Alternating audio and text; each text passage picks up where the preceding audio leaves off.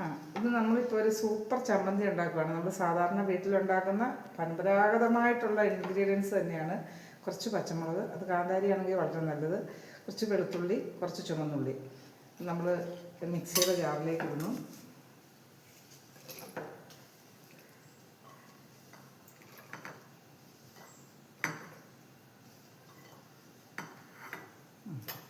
ഇതിൻ്റെ പ്രത്യേകത എന്ന് പറഞ്ഞാൽ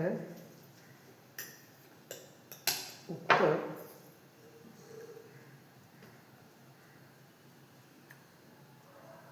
ആവശ്യത്തിന് വെളിച്ചെണ്ണ,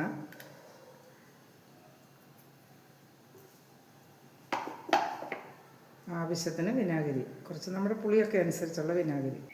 ഇന്നത്തെ നമ്മുടെ ഐറ്റം ഒരു സ്പെഷ്യൽ ചമ്മന്തിയാണ്. സ്പെഷ്യലല്ല, നമ്മൾ സാധാരണ ഉപയോഗിക്കുന്ന മുളക് ചമ്മന്തിയാണ്. പക്ഷേ ഇത് അരച്ച് കഴിയുമ്പം തേങ്ങാ ചമ്മന്തി പോലെ എന്തിനും ഉപയോഗിക്കാം. ഭയങ്കര ടേസ്റ്റുമാണ്. എല്ലാവരും ഒന്ന് ഉണ്ടാക്കി നോക്കാം.